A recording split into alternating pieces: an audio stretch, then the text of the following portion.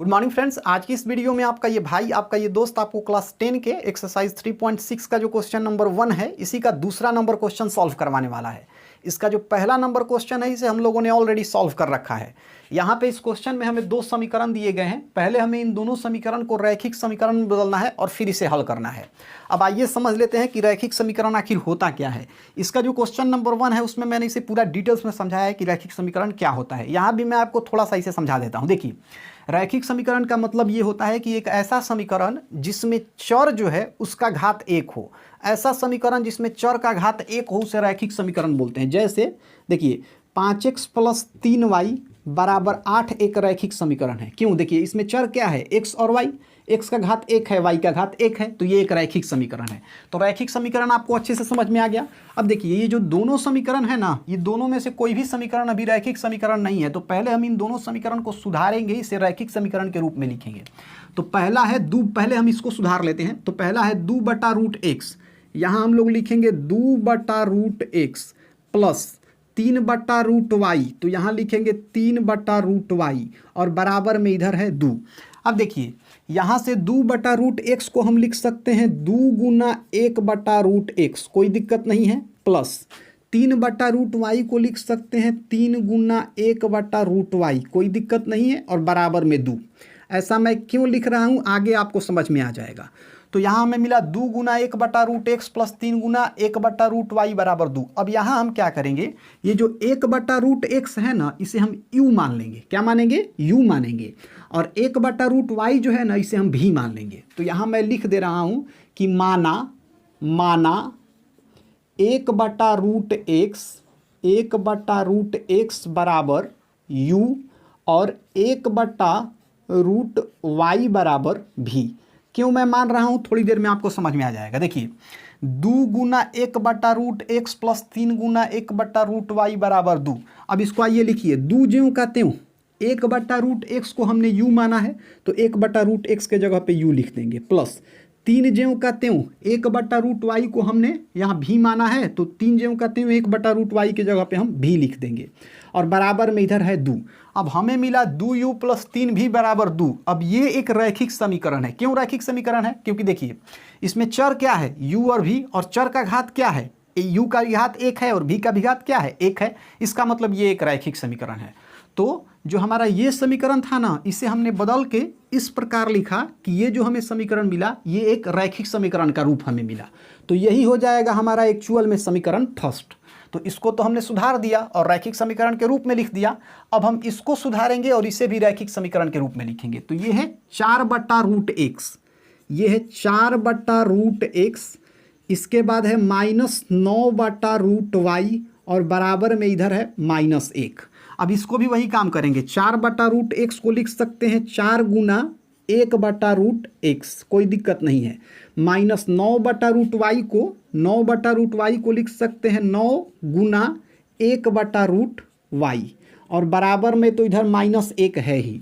अब देखिए 4 ज्यों का त्यों 1/√x को तो हमने u माना है तो यहाँ u लिख दीजिए, -9 ज्यों का त्यों 1/√y को हमने सर जी v माना है तो यहाँ v लिख दीजिए, और बराबर में तो इधर -1 है ही।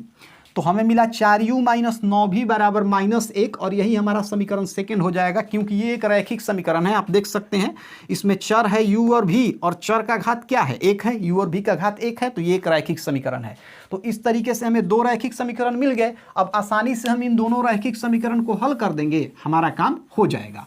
तो आइए पहले इन दोनों रैखिक समीकरण का हम भरत मिलाप करवाते हैं, अर्थात इन दोनों को आइए पहले हम एक जगह लिख देते हैं। तो पहला है 2u प्लस 3v बराबर 2, ये है 2u प्लस 3v बराबर में है 2। और जो दूसरा समीकरण है ये है 4u - 9v बराबर -1, 4u - 9v और बराबर में यहाँ है -1। ठीक है, अब ये हो गया हमारा समीकरण फर्स्ट और ये हो गया हमारा समीकरण सेकंड।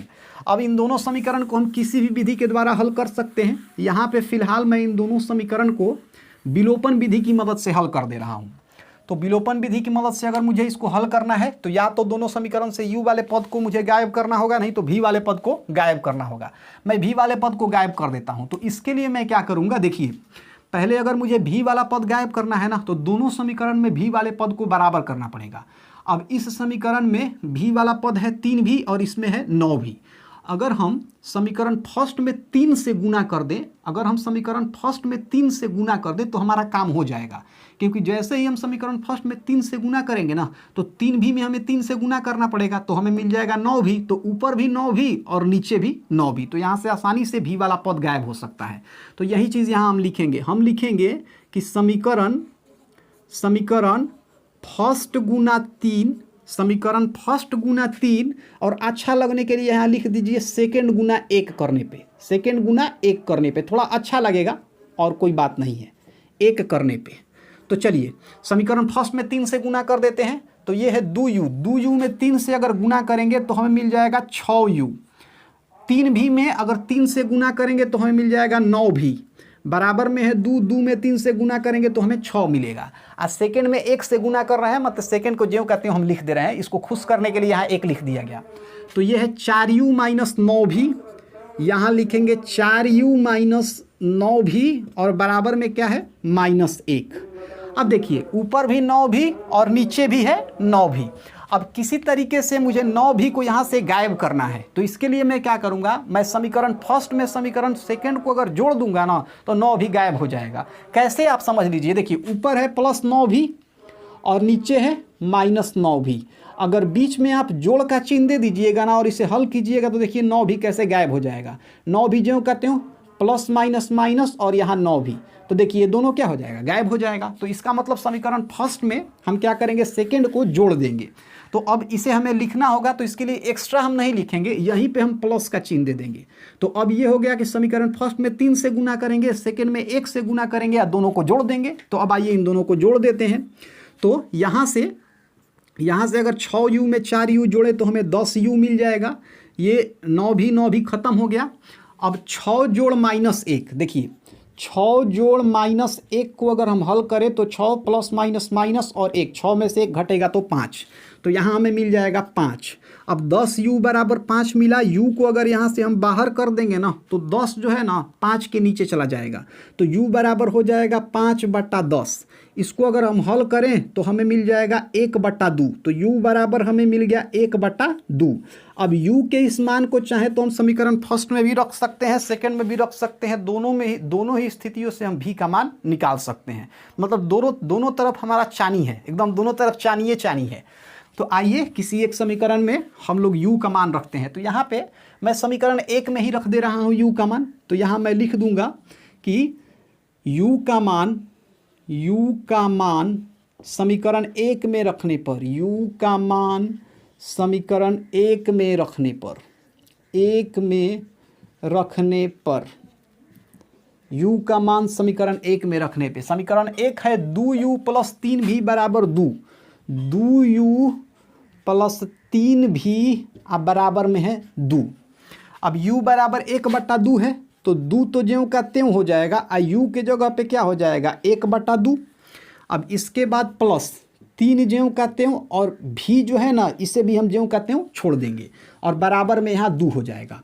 अब इसे हल कर दीजिए तो 2 से 2 खत्म, तो इधर मिल गया 1 प्लस 3v और बराबर में इधर तो 2 है ही। अब 3v को यहाँ से हम बाहर कर देंगे, तो 3v को जैसे ही यहाँ से हम बाहर करेंगे तो हो जाएगा 3v बराबर 2 ज्यों का त्यों, 1 इधर से उधर अगर जाएगा तो ये हो जाएगा -1।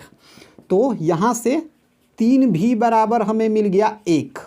अब यहाँ से अगर हम v को बाहर खींच दे तो 3 जो है ना ये 1 के नीचे चला जाएगा, तो यहाँ से v बराबर हो जाएगा 1/3।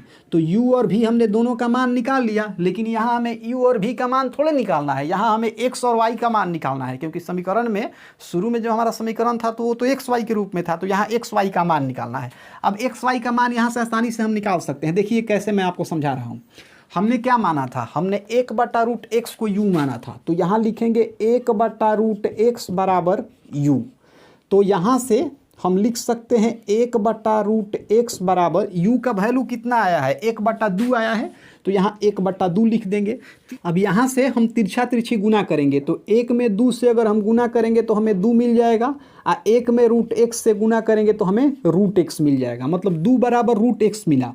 तो इसे हम ऐसे भी लिख सकते हैं कि √x बराबर 2, कोई दिक्कत नहीं है। अब देखिए यहाँ x से हमें रूट को हटाना है, तो कभी भी आपको संख्या से रूट को हटाना है ना, तो आप उसका वर्ग कर दीजिए। तो यहाँ पे हम क्या करेंगे, वर्ग कर देंगे। तो यहाँ पे आप लिख सकते हैं दोनों तरफ वर्ग करने पे, अगर हम √x का यहाँ पे वर्ग कर दें और 2 का भी यहाँ पे वर्ग कर दें, तो यहाँ से देखिए ये जो 2 आपको दिखाई दे रहा है ना, ये रूट को ख़त्म कर देगा, तो यहाँ से मिल जाएगा हमें x। तो आइए इस चीज़ को यहाँ लिखते हैं, ये जो 2 है इस रूट को ख़त्म कर देगा, तो यहाँ क्या बचेगा, x बचेगा बराबर 2 के स्क्वायर को अगर हम सॉल्व करेंगे तो 2 दूनी हमें 4 मिलेगा, मतलब x बराबर हमें मिल गया 4। अब यहाँ से x का तो वैल्यू हमें 4 मिल गया, अब हम y का भी वैल्यू निकाल लेंगे। तो यहाँ हमारे पास है 1/√y बराबर v, तो यहाँ लिखेंगे कि 1/√y बराबर v। चलिए 1/√y ज्यों का त्यों, और भी के जगह पे क्या है 1/3, तो यहाँ लिख देंगे 1/3। तिरछा तिरछी गुना करेंगे, 1 में 3 से गुना करेंगे तो हमें मिल जाएगा 3, 1 में √y से गुना करेंगे तो हमें मिलेगा √y। अब 3 बराबर √y को हम लिख सकते हैं √y बराबर 3, कोई दिक्कत नहीं है।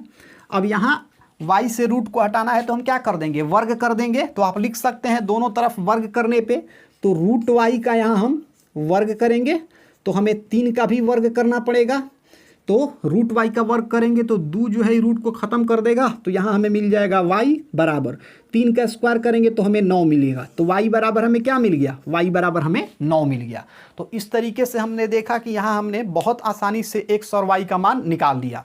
तो यहाँ पे जो हमारा क्वेश्चन नंबर 2 था इसे हमने सॉल्व कर लिया। अब इसके आगे की वीडियो में हम इसी का क्वेश्चन नंबर 3 सॉल्व करेंगे।